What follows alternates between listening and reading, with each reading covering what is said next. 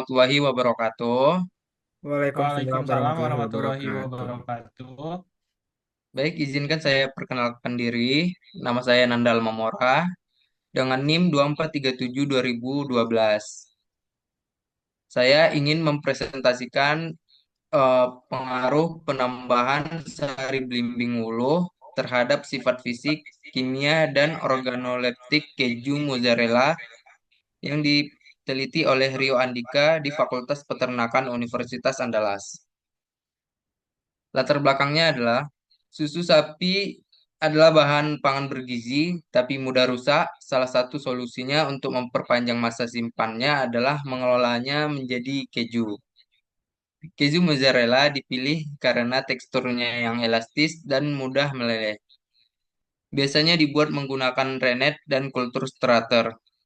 Tapi kita coba menggunakan sari belimbing uluh sebagai pengasam alami karena banyak asam sitrat, murah, dan mudah didapatkan di Indonesia. Rumusan masalahnya, yang pertama, apakah sari belimbing uluh memengaruhi kualitas keju mozzarella? Yang kedua, berapa persen dosis sari belimbing uluh yang paling optimal?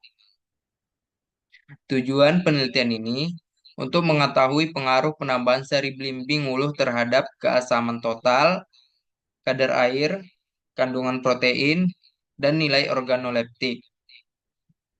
Manfaat penelitian.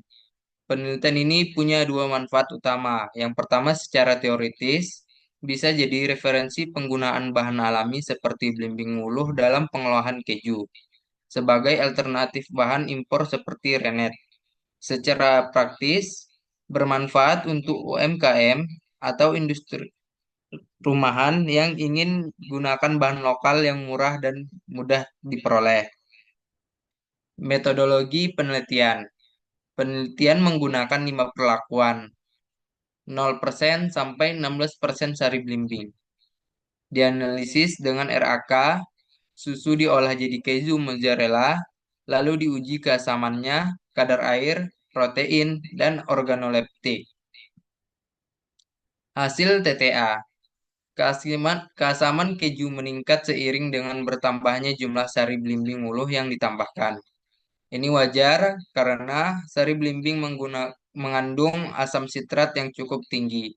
Namun, ada titik optimalnya. Ternyata perlakuan dengan 8% sari belimbing memberikan hasil terbaik.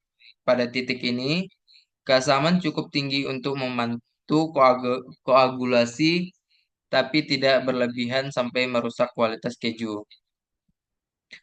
Hasil kadar air, semakin banyak sari belimbing yang ditambahkan, kadar air pada keju juga cenderung meningkat.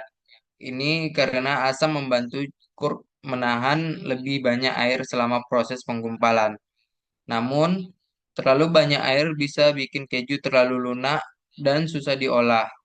Lagi-lagi, perlakuan dengan 8% sehari belimbing memberikan keseimbangan kadar air yang paling pas. Tidak terlalu kering, tapi juga tidak lembek. Hasil kandungan proteinnya komponen penting dari keju, tapi saat kadar asam terlalu tinggi, protein bisa mengalami kerusakan atau larut bersama, sehingga jumlahnya berkurang dalam keju. Hasil menunjukkan bahwa perlakuan tanpa sari belimbing 0% punya kadar protein tinggi, tapi perlakuan 8% masih dalam kisaran baik, yakni sekitar 23%. Ini menandakan bahwa penggunaan sari belimbing tidak langsung membuat keju kekurangan protein, asalkan jumlahnya tidak berlebihan. Hasil uji organoleptik. Uji organoleptik meliputi aroma, rasa, dan tekstur, dan dinilai oleh panelis agak terlatih. Dari segi aroma, perlakuan 8% menghasilkan keju dengan aroma yang masih sedikit berbau susu dan cukup disukai. Dari rasa, agak asam, tapi tetap dalam batas wajar dan enak dikonsumsi. Dan yang ketiga itu ada tekstur.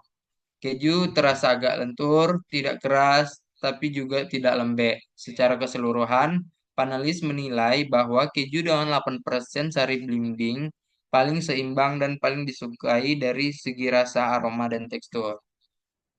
Kesimpulannya adalah, dari seluruh data yang diperoleh, bisa disimpulkan bahwa penambahan sari blimbing ulu memang memberikan pengaruh yang signifikan terhadap keasaman kadar air, dan bisa disimpulkan bahwa penambahan sari belimbing ulu juga memang memberikan pengaruh yang signifikan terhadap keasaman kadar air, protein, dan nilai organoleptik keju mozzarella.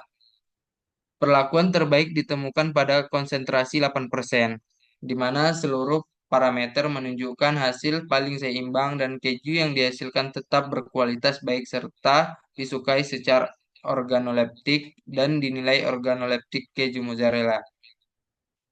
Perlakuan terbaik ditemukan pada konsentrasi 8%, di mana seluruh parameter menunjukkan hasil paling seimbang dan keju yang dihasilkan tetap berkualitas baik serta disukai secara organoleptik. Baik, terima kasih. Sampai sini presentasi saya. Lebih dan kurang mohon maaf. Assalamualaikum warahmatullahi wabarakatuh. Waalaikumsalam warahmatullahi Waalaikumsalam wabarakatuh. warahmatullahi wabarakatuh.